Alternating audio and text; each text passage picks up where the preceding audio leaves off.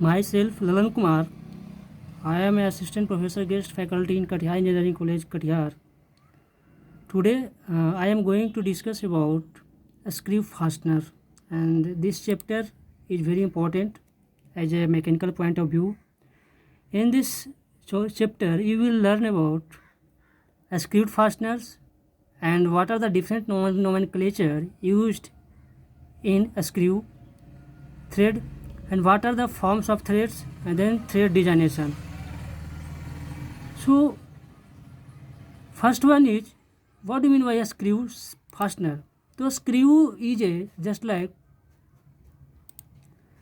a machine element which is used for holding or joining two or more parts.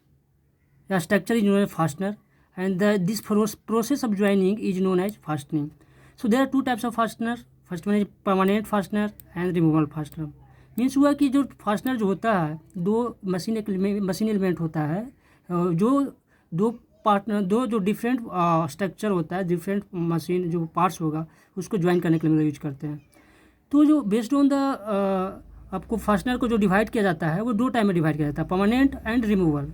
मान लीजिए कोई भी body structure को अगर आपको रिमूव करना है तो रिमूवल में क्या होगा कि आपको एक टेम्पोररी टाइप का होगा कि अगर उसको हम खोलना चाहें, अलग करना चाहें दो पार्ट्स को, तो हम लोग उसको खोल करके अलग कर सकते हैं. लेकिन परमानेंट का मतलब हुआ कि आपको परमानेंट उसको स्ट्रक्चर को आपको अलग करने के लिए आपको उसका स्ट्रक्चर को ब्रेक करना पड़ेगा.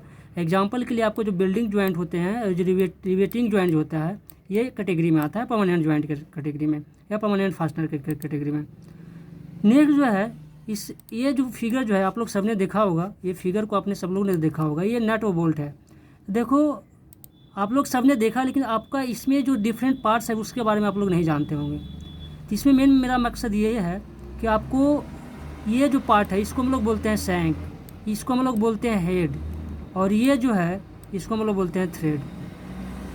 तो ये वाला जो पार्ट जो थ्रेड है ये एक्सटर्नल भी हो सकता है, इंटरनल भी हो सकता है. बोल्ट ये मेरा जो पूरा ये जो सिस्टम जो पूरा जो ये मटेरियल दिखाई दे रहा है ये आपका बोल्ट है, ये आपका बोल्ट है, और ये जो है आपका नट है. तो नट में देखना कि जो थ्रेड जो क्रिएशन जो किया गया है वो इंटरनल पार्ट्स में किया गया है. तो ये आपका जो हो गया इंटरनल थ्रेड्स हो गया. तो थ्रेड जो हो गया आपको एक्सटर्नल भी होंगे एज वेल एज आपको इंटरनल थ्रेड्स भी होते हैं. तो नेक्स्ट जो है आपको स्क्रू थ्रेड का नोमेनक्लेचर के बारे में. तो देखो स्क्रू थ्रेड के नोमेनक्लेचर में आपको सबसे पहले ये बात जानना होगा कि जो भी जो स्क्रू जो थ्रेड होते हैं उसमें कौन कौन सा जो मतलब कि टर्म जो यूज किया जाता है. तो जो मेन जो टर्म यूज किया जाता है वो किया जाता है इस स्क्रू थ्रेड जो होता है. मान लिया आपको थ्रेड का जो फॉर्म है इस टाइप से है भी, इसको बोलते हैं भी थ्रेड. अगर टाइप्स ऑफ थ्रेड पढ़ाएंगे तो उसमें बताऊँगा. तो इसमें देखिए जो टॉप मोस्ट पोर्सन जो है, ये जो टॉप मोस्ट पोर्सन है, ये टॉप मोस्ट पोर्सन को नाम जो दिया जाता है ये आपको क्रेस्ट हो गया. The crest is the point of top most portion of the thread. तो ये आपको क्या क्रेस्ट हो गया. और ये सबसे जो लोएस्ट पॉइंट हुआ इसको हम लोग बोलते हैं रूट. ये आपको क्या हुआ, ये आपका रूट हुआ. जैसे यहाँ पे दिखाई दे रहा है कि आपका क्या है, रूट है, और ये जो टॉप मोस्ट पोर्शन जो है ये आपका क्या है, क्रेस्ट है. और जो ये वाला जो सरफेस दिखाई दे रहा है ये इंक्लाइंड, ये इसको हम लोग बोलते हैं फ्लैंक. ये जो आपको क्या है, फ्लैंक है, यहाँ पे आपको शो किया गया है, ये आपका क्या है, फ्लैंक है. और जो सबसे जो पार्ट जो होता है जो लार्जेस्ट डायमीटर ऑफ द जो स्क्रू जो होता है वो आपको जो होगा उसको हम लोग बोलते हैं मेजर डायमीटर, और उसी को अलग नाम से भी जानते हैं, नॉमिनल डायमीटर के नाम से जानते हैं. और जो सबसे जो स्मॉलेस्ट जो होगा या जो रूट्स के डिस्टेंस होगा, जो टू रूट्स के बीच में जो डिस्टेंस जो होगा, टू रूट्स के बीच में जो डिस्टेंस जो होगा या जो डायमीटर जो होगा वो आपको होगा माइनर डायमीटर, उसी को हम लोग कोर डायमीटर बोलते हैं. और जो मेजर डायमीटर जो जो पिच डायमीटर जो होता है वो पिच डायमीटर होता है आपको जो distance measure parallel to the axis के पैरेलल जो मेजर करोगे, यहाँ से ध्यान दो कि जो मेजर करोगे एंड जो एडजेसेंट स्क्रू थ्रेड्स के बीच दोनों का जो डिस्टेंस होगा सेम होगा, स्पेस और थ्रेड के बीच इसमें सेम होगा. तो ये जो आपको जो दिखाई दे रहा है डॉटेड लाइन जो है ये डॉटेड लाइन जो दिखाई दे रहा है ये, और नीचे से आपको जो डॉटेड लाइन ये दिखाई दे रहा है, ये दोनों के बीच का जो डायमीटर जो है इसको हम लोग बोलते हैं पिच डायमीटर. आई थिंक आपको एक समझ में आया होगा. अगर मेजर डायमीटर की बात करें तो it is the largest diameter of the screw thread. ठीक है, वो क्या जो लार्जेस्ट डायमीटर मतलब जो एक्सटर्नल थ्रेड, यहाँ से ध्यान दो, विच टचिंग द क्रेस्ट, जो डायमीटर जो है ये किसका कर रहा है, क्रेस्ट को टच कर रहा है, नॉर्मल क्रेस्ट को टच कर रहा है ना, या इसको बोलते हैं एक्सटर्नल थ्रेड. और अगर हम जैसे अगर हम आप लोग बात करेंगे इंटरनल थ्रेड का, तो उसमें जो होगा माइनर डायमीटर को या रूट्स को ये करेगा, तो हम उसको बोलेंगे मेजर डायमीटर। माइनर डायमीटर वही हुआ, माइनर डायमीटर स्मॉलेस्ट डायमीटर हो जाएगा। आप लोग इसको डिफाइन कर लोगे। पिक्चर्स आई थिंक आपको क्लियर हुआ होगा। अब देखो लीड, बहुत इंपॉर्टेंट जो टर्म है लीड, फ्लैंक मैंने बता दिया, एक जो बताया थ्रेड एंगल और पीच। देखो पीच जो होता है वो दो एडजेसेंट स्क्रू थ्रेड्स के बीच का डिस्टेंस होता है।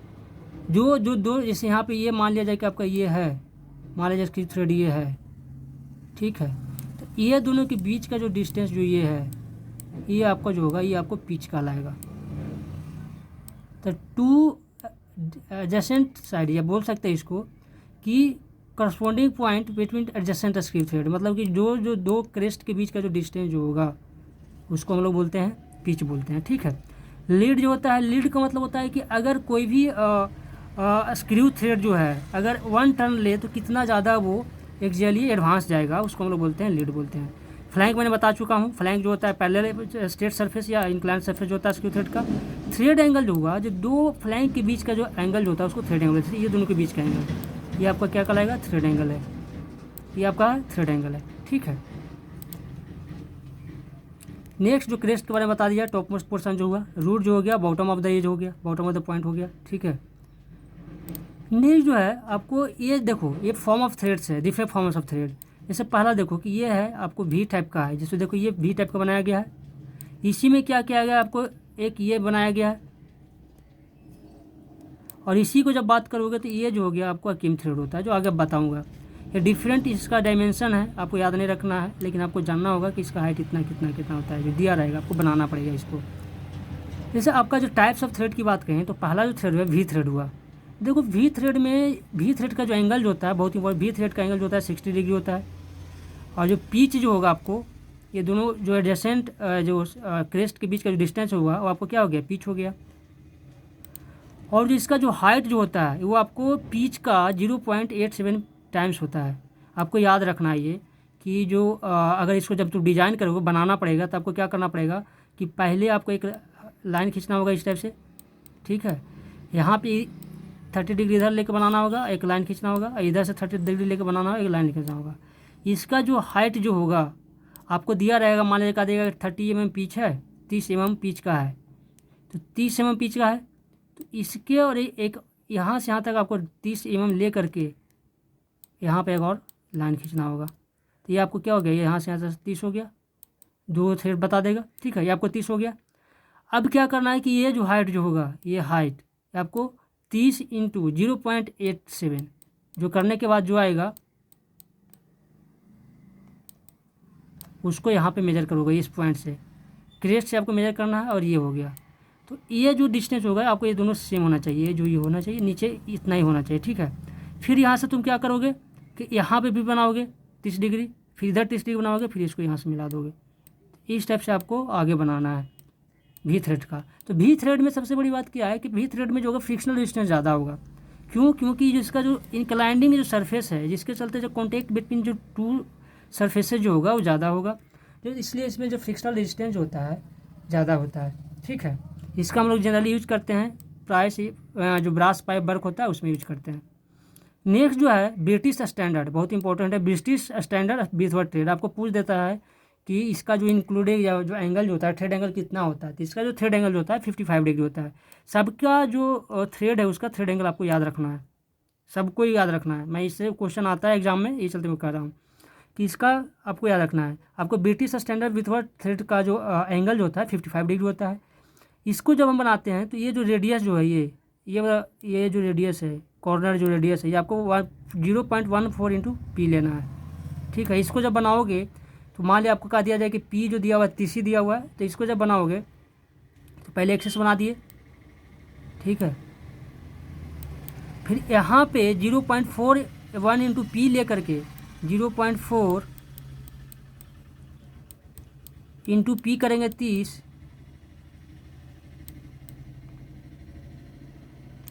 जो 0.4 इंटू 30 करोगे तो जो वैल्यू आएगा उतना लेकर के यहाँ पे आपको रेडियस लेना है, और यहाँ से आपको क्या आना है, एक आर्क बनाना है इस टाइप से, इस रेडियस का, ठीक है। ये पता चल जाएगा। उसके बाद क्या करना है कि ये जो हुआ, यहाँ से आपको ये एंगल जो यहाँ से लेना है, ये जो यहाँ से जो हाइट जो है, हाइट आपको दिया हुआ 0.64 इंटू पी, तो यहाँ से आता जो डेप्थ लेना है आपको 0.64 इंटू पी लेकर के एक मेजर लाइन खींच देना इस टाइप से, ठीक है। और यहाँ पे सेम एक टेंजेंट बनाना इस टाइप से, टेंजेंट बना करके जो ये होगा इसका टेंजेंट का काम करेगा। ये दोनों के बीच का एंगल आपको लेना है 55 डिग्री, यहाँ पे एक लाइन बना देना और यहाँ पे एक 55 डिग्री लेकर के इसको आपको 55 डिग्री बना करके आपको यहाँ से मिला देना आर्क। आर्क जो लेना है सेम यहाँ जो ये जो ले रहे हो, जैसा यहाँ पे रेडियस लिए हैं वैसा यहाँ पे लेकर के एक बनाएंगे, फिर आपको यहाँ से खींचेंगे। आपको इस टाइप से आपको बनाना है। ये हो गया आपको ब्रिटिश। आपको जो इसमें मेन जो आपको याद रखना क्या कि इसका जो थ्रेड एंगल जो होता है वो आपको 55 डिग्री होता है, ठीक है। नेक्स्ट जो होता है बट्रेस थ्रेड, बहुत ही इंपॉर्टेंट थ्रेड है ये जो बट्रेस थ्रेड जो होता है ये वी और स्क्वायर थ्रेड का कम्बिनेशन होता है। मैंने स्क्वायर थ्रेड जो बताया, स्क्वायर थ्रेड जो होता है इस टाइप से होगा। स्क्वायर थ्रेड में जो होगा फ्लैट सरफेस होंगे इस टाइप से, ये आपका जो है स्क्वायर थ्रेड है। और जो आपको वी थ्रेड मैंने बताया क्या कि वी थ्रेड ये है। ये दोनों का जब हम बनाएंगे, इस दोनों का जो कम्बिनेशन करेंगे तो आपको इस टाइप से हो जाएगा बट्रेस थ्रेड।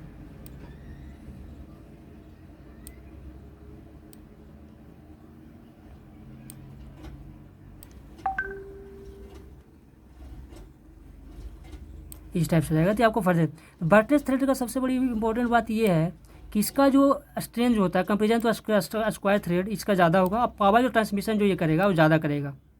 इसमें लो फ्रिक्शनल रेजिस्टेंस होंगे और जो स्ट्रेंथ जो होगा वी थ्रेड से इसका क्या होगा, ज़्यादा होगा।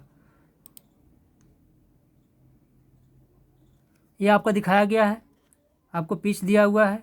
इसका हम लोग यूज करते हैं ओनली वन डायरेक्शन में। आपको पूछ देता है कि which of the threads are used one for transfer of the transmission of the power in only one direction. तो आपको याद रखना है कि ओनली वन डायरेक्शन में जो करता है बट्रेस थ्रेड करता है। इसका हम लोग यूज करते हैं कहाँ, स्क्रू प्रेस में करते हैं, क्यू का एक्टिंग कारपेंटर वाइस में करते हैं, ऑल ऑफ दिस में जो इसका यूज होता है आपको याद रखना है, ठीक है। इसको बनाएंगे कैसे, तो जैसे मैंने वी थ्रेड का बताया था वैसे ही एक एक्सिस लिया है यहाँ से, ठीक है। यहाँ से एक डिस्टेंस, ये दो एक्सिस पहले खींच देना, ये दोनों पी जो दिया रहेगा हमारे 30 दिया हुआ, दोनों के बीच का डिस्टेंस 30 हो जाएगा। फिर यहाँ से ये जो होगा ये जो इससे एंगल बनाना है, इससे एक 7 डिग्री एंगल बना करके एक लाइन खींचना है ये, और यहाँ से मिला देना है, ठीक है। यहाँ पे कॉर्नर रेडियस ऐसे बना देना। ये जो एंगल जो होगा आपको 45 डिग्री होगा। तो आपको पूछ देगा कि जो इसका जो एंगल जो होता है बट्रेस थ्रेड में थ्रेड एंगल कितना होता है, तो जो थ्रेड एंगल इसका जो होता है वो 45 डिग्री होता है। अगर स्क्वायर थ्रेड की बात करें तो स्क्वायर थ्रेड जो होता है इसका एफिशिएंसी ज़्यादा होता है। ये पावर ट्रांसमिशन में यूज़ किया जाता है मोस्टली, क्योंकि इसमें क्या होता है कि रेडियल जो कंपोनेंट होते हैं जीरो होते हैं, रेडियल कंपोनेंट जीरो होते हैं, ठीक है। इसका जो आपको थ्रेड के बारे में यहाँ पे आपको दिखाया गया है कि आपका ये थ्रेड है, आपका जो पिच है, ये दोनों के बीच का जो डिस्टेंस पिच है, इसका जो स्क्वायर थ्रेड का जो ये जो हाइट जो ये जो आपका जो डिस्टेंस जो होगा ये 0.5 इंटू पी होगा, मतलब पी का हाफ पार्ट होगा। इसका जो हाइट भी होगा 0.5 इंटू पी होगा। ये सिंपल इन डिज़ाइन होता है, ये चलते रीजन है कि पावर ट्रांसमिशन में इसका हमेशा यूज किया, इसका यूज किया जाता है स्क्रू जैक में। नेक्स्ट जो है अकीम थ्रेड्स। अकीम थ्रेड जो होता है वह स्क्वायर थ्रेड का ही मॉडिफाइड वर्जन होता है। इसमें क्या होता है कि ये चलते बनाया जाता है कि ये इससे स्ट्रॉन्गर होता है। ये आपको अकीम थ्रेड जो होता है इसके एंगल जो होते हैं 29 डिग्री होते हैं, आपको दिया गया है, देखो 29 डिग्री है। और आपको डिफरेंट डिजाइनेशन दिया हुआ पी दिया हुआ है।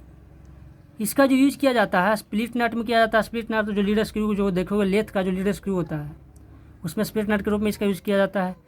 इसका जो मेन जो रीज़न जो है इसका जो अकीम थ्रेड्स का जो यूज़ किया जाता है, इसका मेन रीज़न ये है कि ये क्या होता है ना कि बहुत फास्ट मतलब क्विक इंगेजमेंट, मतलब कि बहुत जल्दी इंगेज करता है, डिसएंगेज कर सकते हैं इसको। इसका मेन एडवांटेज यही है।